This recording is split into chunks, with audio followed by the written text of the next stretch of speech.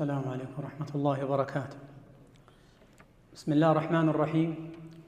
الحمد لله رب العالمين حمدا كثيرا طيبا مباركا فيه مباركا عليه كما يحب ربنا ويرضى. اللهم لك الحمد كله ولك الشكر كله. نصلي ونسلم على نبينا محمد صلى الله وسلم عليه وعلى آله وأصحابه وأتباعه ومن تبعهم بإحسان إلى يوم الدين.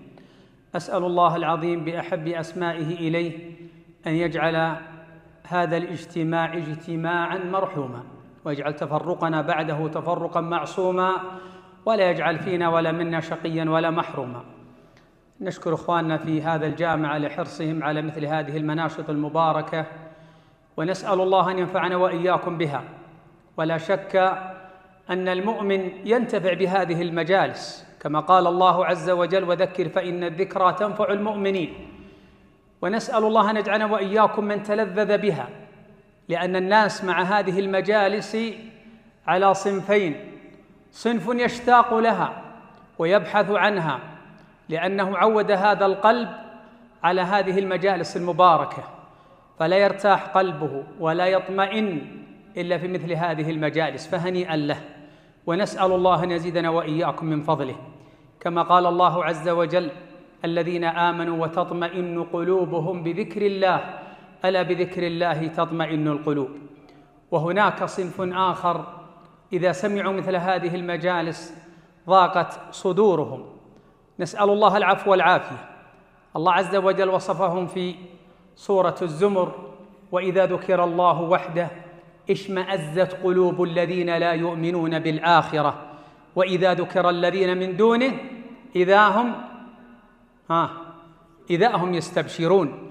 فالله الله أيها الأخيار، لأن هذه المجالس هي مجالس الملائكة ومجالس العظماء، كلها ما أزيد عن 10 دقائق، ممكن حتى تقل عن هذا.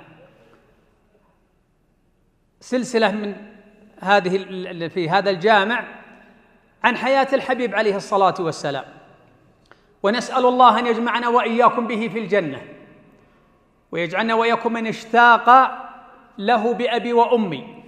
يقول ابن تيمية حينما ذكر هو أو غيره قصة الجذع الذي يشتاق للنبي عليه الصلاة والسلام، كما تعلمون في القصة المعروفة يوم أن صنع له منبرا جديدا، فمر من عند المنبر الأول عليه الصلاة والسلام وصعد على المنبر الجديد، فإذا بالمنبر القديم يحن للحبيب ويشتاق له وهو جماد، حتى نزل بأبي وأمي عليه الصلاة والسلام وضمه. قالوا: وأسر إليه أن يعود كما كان في الدنيا أو أن يكون رفيقا للحبيب عليه الصلاة والسلام في الجنة، فاشتاق أن يكون رفيقا للنبي عليه الصلاة والسلام.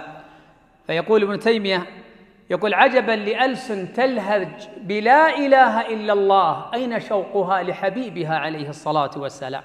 وهو كان بأبي وأمي يشتاق لنا، كان يقول عليه الصلاة والسلام: كم وددت أني رأيت إخواني. الله أكبر. قال الصحابة: يا رسول الله ألسنا إخوانك؟ قال: أنتم أصحابي، إخواني أقوام جاءوا بعدكم آمنوا بي ولم يروني.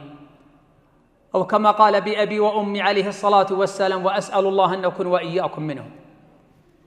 فالأمر الأول شوقنا لحبيبنا عليه الصلاة والسلام. الأمر الآخر أن نحمد الله عز وجل أن هدانا لما جاءنا به نبينا عليه الصلاة والسلام. تراها نعمة الهداية ونعمة الإسلام، الله امتن بها على رسوله صلى الله عليه وسلم. في سورة الضحى قال الله عز وجل: وأما بنعمة ربك فحدث. قالوا هذا امتنان من الله عز وجل، مع أنه انظروا احنا في المسجد هذا والله ولا 5 نجوم ولا لا، وهذه الليلة ليلة عافية وأمن ورغد عيش وقل ما شئت. ويمر عليه الصلاة والسلام في ليلة من ليالي الأحزاب، يقول حذيفة رضي الله عنه: مرت بنا ليلة شديدة الجوع، شديدة الظلام، شديدة البرد، شديدة الخوف. 4. يقول شديدة الظلام، شديدة الخوف، شديدة الجوع، شديدة البرد. ونحن في هذه الليلة كم نعم الله عز وجل علينا. أسأل الله العظيم أن لا يجعلها استدراج. فيقول هنا: وأما بنعمة ربك فحدث. عاش الفقر عليه الصلاة والسلام. كما تعلمون يأتي الهلال ثم الهلال ثم الهلال وما يوقد في بيته نار. وإحنا عندنا هذه الخزانات اللي 1000 لتر ولا لا، والحبيب 3 أشهر ما يوقد في بيته نار. يقول ابن الزبير لخالته عائشة: فما طعامكم؟ قالت: الأسودان. الأسودان. ووجد في رواية أخرى يقول: ما شبع بأبي وأمي من الدقل، والدقل هو رديء التمر، ما شبع منه صلى الله عليه وسلم. وإن أتينا إلى منزله عليه الصلاة والسلام فكما تعلمون ما روت أمنا عائشة رضي الله عنها: وأسأل الله أن يرينا في من آذانا فيه عجائب قدرته. قولوا آمين. أسأل الله الذي لا إله إلا هو أن يجمد الدماء في عروقهم وأن يخرس ألسنتهم وأن يرينا فيهم عجائب قدرته، ممن اتهم أمنا حبيبة الحبيب عليه الصلاة والسلام صلى الله عليه وسلم. نعم، تقول: كان إذا صلى عندي فكان إذا سجد يومع لي أن أكف إيش؟ أن أكف قدمي. ليه يا إخوان؟ غرفة صغيرة ما فيه. تخيل إن هذا بيت النبي صلى الله عليه وسلم. حين كم عندنا من الغرف والأدوار والملاحق وتجد بعضهم يقول: حي على الصلاة، حي على الفلاح، وينام ويترك الصلاة. نسأل الله يجعلها قرة عين لنا. لكن سأذكر المغزى هنا.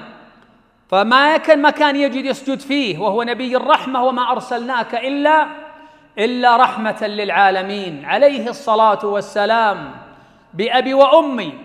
وإذا أتينا عن اللباس الذي يرتديه، فيوم يأتي ذلك الأعرابي ويجذبه من رداءه ويقول: يا محمد أعطني من مال الله ليس مال أبيك ولا أمك. شوف القسوة حتى في القول، يقول حتى أثر في عاتقه صلى الله عليه وسلم. ومع هذا يقول عز وجل: وأما بنعمة ربك فحدث. قالوا: ما هي هذه النعمة؟ قالوا: هي نعمة لا إله إلا الله. إذن هذا الأمر الثاني، الأمر أن نشتاق له صلى الله عليه وسلم ونعمل حتى نزاحم غدا على الحوض ونشرب من يده، كما قال أحد التابعين: ليعلم أصحاب محمد أنهم خلفوا رجالا والله لنزاحمنهم غدا على الحوض ونشرب من يده. وبإذن الله أن نزاحم غدا على الحوض ونشرب من يده. أسأل الله أن يريني وإياكم حوضه وأن يسقينا من يده شربة لا نظمأ بعدها أبدا. نعم، فهذا حال صلى الله عليه وسلم بأبي وأمي. قالوا: ما هي هذه النعمة؟ قالوا: هي نعمة لا إله إلا الله، نعمة الإسلام. ونحن يا أحبتي يصدق علينا قول الله عز وجل في هذه الليلة: وآتاكم من كل ما سألتموه وإن تعدوا نعمة الله لا تحصوها إن الإنسان لظلوم كفار. إخواني في هذه الرسالة قالوا: يكون حديثك عن الجوار، وسأختصر وأختم. وإلا بأبي وأمي صلى الله عليه وسلم هو سيد الناس عليه الصلاة والسلام وسيد الخلق عليه الصلاة والسلام، والله عز وجل قد وصفه: وإنك لعلى خلق عظيم، بأبي وأمي. لكن جينا عند جيرانه، فقد صبر عليه الصلاة والسلام منذ مبعثه ببداية البعثة، وبدوا جيرانه يؤذونه في مكة، حتى كانت زوجة أبا لهب عليها من الله ما تستحق، تأخذ الأذى والشوك ويضعونه في طريقه صلى الله عليه وسلم. وكان يقول: ما هذا الجوار؟ بأبي وأمي عليه الصلاة والسلام. وآذوه جيرانه من أهل مكة حتى طردوه من مكة صلى الله عليه وسلم كما تعلمون. وهاجر بأبي وأمي عليه الصلاة والسلام بعدما أوذي أشد الأذى في مكة، بل كان يخرج على مشارف مكة ويبكي صلى الله عليه وسلم ويقول: والله إنك أحب ديار الله إلي ولو أن أهلك أخرجوني ما أخرجت. من اللي أخرجه؟ جيرانه وأقاربه من مكة هم الذين طردوه صلى الله عليه وسلم. ثم ذهب بأبي وأمي إلى المدينة كما تعلمون، واستقبله الأوس والخزرج أيما استقبال رضي الله عنهم وأرضاهم. ثم أول ما حط رحاله عند أبا أيوب رضي الله عنه، أبو أيوب الأنصاري، لما أخذ رحل النبي صلى الله عليه وسلم وذهب به إلى داره، فكانوا كل من يريد النبي صلى الله عليه وسلم أن يكون عنده، فيقول عليه الصلاة والسلام: الرجل مع رحله، أو كما قال عليه الصلاة والسلام. حتى جاء دعا أبوي، وكان دار أبو أيوب من دورين، يعني غرفتين فوق بعض، فقال أبو أيوب: يا رسول الله، تسكن فوق وأنا تحت، ما أستطيع أن قال عليه الصلاة والسلام: بل أنا أبقى، فهو أهون لنا أو أحب إلينا، حتى يكون قريبا من الناس صلى الله عليه وسلم. وعن أبو أيوب رضي الله عنه وتألم حينما إذا خطى خطوات على سطح كان عليه الصلاة والسلام يسكن تحته، كان يتألم رضي الله عنه وأرضاه، حتى أنه ليلة من الليالي زلت قدمه بإناء الماء فانراق الماء في الغرفة، فبات هو وزوجته ليلهم كله وهم ينشفون الماء، يخشون ألا يخرج على النبي صلى الله عليه وسلم. بأبي وأمي صلى الله عليه وسلم هو من يؤذينا، وهو من عليه الصلاة والسلام ينبه أمته عليه الصلاة والسلام، وينبه من أذية الجار، ويحذر من أذية الجار. كان عليه الصلاة والسلام بأبي يقول: لو عليه الصلاة والسلام ما زال جبريل يوصيني بالجار حتى ظننت أنه سيورث. يقولون في هذا الحديث أنه كان قائما في الظهيرة في حر الشمس، حتى خرج عليه الصحابة من طول مكثه وهو واقف في الشمس، فلما سألوه قال: جبريل ما زال يوصيني بالجار حتى ظننت أنه سيورثه. ويقول عليه الصلاة والسلام: والله لا يؤمن، والله لا يؤمن، والله لا يؤمن. قالوا: خاب وخسر يا رسول الله. قال: من لا يأمن جاره بوائقه. فالله الله في حق الجوار أيها الأخيار.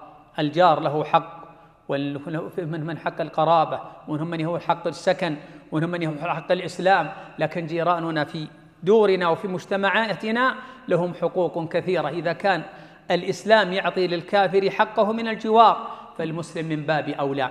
أما ما أختم به أيها الأخيار، فأسأل الله الذي لا إله إلا هو أن يجعل قلوبنا مليئة بالمحبة والطيبة والنقاء على جيراننا. لأن اسمحوا لي أحبتي، أنا أتفاجأ من بعض الأحيان أنك تجد أن أحد من بعض الجيران حتى لا يصلي في المسجد حينما يكون مشاحنا لجاره، وهذا والله ليست من الإسلام في شيء، بل بعضهم يشغل سيارته ويذهب إلى الدار إلى مكان بعيد. وقد نهانا عليه الصلاة والسلام، قال: ألا تدابروا، ألا تدابروا. يقول ابن عثيمين رحمة الله عليه ويشرح في هذا الحديث، يقول: هذا نهى الإسلام عن التدابر الفعلي والتدابر القولي. فيقول التدابر الفعلي يوم أن تعطي جارك أو أخيك المسلم ظهره، يوم أن يدخل المسجد فتجده في الصف هناك في طرف الصف، يأتي هذا في الطرف الآخر، يوم أن يقرب منه جاره، وهذا عياذا بالله من دلالة تنافر القلوب. وإلا الجيران قلوبهم متآلفة متحابة على لا إله إلا الله. فالله الله في حسن الخلق، كأن هذا التشاجر وهذا التدابر ليس من حسن الخلق. والنبي صلى الله عليه وسلم قد ضمن بيتا في أعلى الجنة لمن حسن خلقه، حسن خلقه مع جيرانه، مع أهل بيته، مع إخوانه. أسأل الله الذي لا إله إلا هو بمنه وكرمه أن يغفر لي ولكم والمسلمين والمسلمات والمؤمنين والمؤمنات. اللهم إنا نسألك فعل الخيرات وترك المنكرات وحب المساكين، وأن تغفر لنا وترحمنا، وإذا أردت بقوم فتنة فاقبضنا إليك غير مفتونين. نسألك ربنا حبك وحب من يحبك، وحب العمل الذي يقربنا من حبك يا رب العالمين. اللهم إنا نعوذ بك رب من زوال نعمتك وفجاءة نقمتك وتحول عافيتك وأليم عذابك وجميع سخطك يا رب العالمين. اللهم احفظ هذا البلد خاصة وبلاد المسلمين عامة. من أرادنا بسوء في هذا البلد اللهم أشغله بنفسه ورد كيده في نحره واجعل تدميره في تدبيره. اللهم وفق ولي أمرنا خادم الحرم الشريف لما تحبه وترضاه، ووفقه ونائبه لما في خير البلاد والعباد، وخذ بنصر البر والتقى يا رب العالمين. ربنا آتنا في الدنيا حسنة وقنا عذاب النار. سبحان ربك رب العزة عما يصفون وسلام على المرسلين، الحمد لله رب العالمين. صلى الله وسلم وبارك على نبينا محمد. جمعية الدعوة والإرشاد وتوعية الجاليات بأبها، بالدعوة نحيا.